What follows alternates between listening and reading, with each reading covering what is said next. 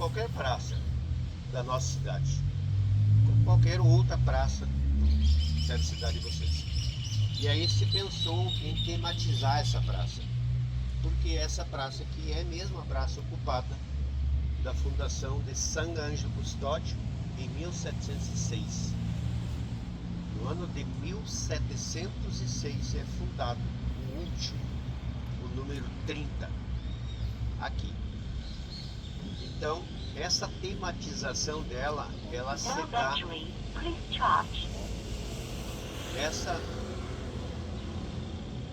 Essa ela se dá com esse portal aqui. Representa o passado, como se fosse uma coluna da época, base, como fosse uma base de uma coluna, e no alto o anjo, que é o protetor. E esse anjo, ele está usando uma faixa no cabelo, porque os indígenas normalmente não usavam cocar. E eles também eles usavam símbolos que os identificam. Eles usam uma faixa. Você vai ver muito a imagem do próprio Cepete Araju. E então, em respeito ao povo nativo, ele apresenta, ele faz com a mão esquerda, com a mão do coração, ele apresenta o primeiro morador da terra, que está em cima de um contemporâneo, de uma construção nova. E esse indígena, ele faz o movimento do abraço. Eu abraço todos para conhecer a nossa história. Esse é o portal. E na sequência, nós temos lá a data de 1609, é a data da fundação do primeiro povoado. Hoje esse povoado está no Paraguai. Tá? No Paraguai, com a divisão, com as independências, ficou 8 no Paraguai, ficou 15 na Argentina e ficou 7 aqui no nosso território. Antes os rios não eram divisão, eram caminhos de ligação. Então essa forma os 30 povos. E a gente colocou na ordem cronológica do primeiro para o último. Então tem todos eles, os 30. Os que foram dizimados, enfim, alguns foram retomados, no caso de São Miguel, ele migra para o Paraguai, volta depois para cá. E assim aconteceu com alguns outros povoados. Tá? O piso que a gente usa na praça, ele é semelhante ao que tem.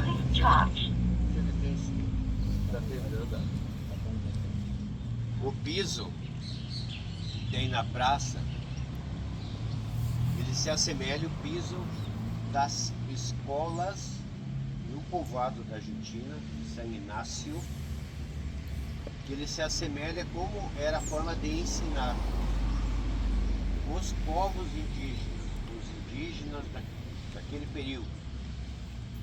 Eles tinham dificuldade, hoje também, os que vivem, em matemática. Eles têm facilidade em línguas. Para vocês terem ideia, aqui o cacique de uma aldeia aqui fala 5 línguas fluentemente. Eles captam muito som, e isso eles conseguem rápido aprender línguas, ao contrário da matemática. Então os indígenas utilizavam,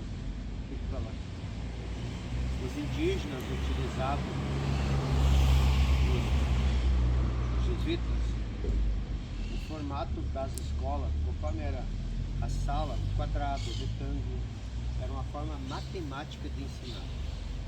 E a gente trouxe o piso e colocou vários formatos para dar ideia de como foi no passado. Também foi deixado todo esse espaço aqui no meio da mata como se estivesse aqui no passado.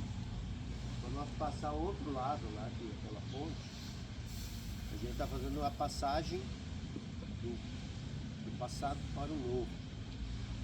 Isso sempre fazendo através da água e uma ponte do passado para o novo, porque a água é uma representação dos povos nativos como um Deus.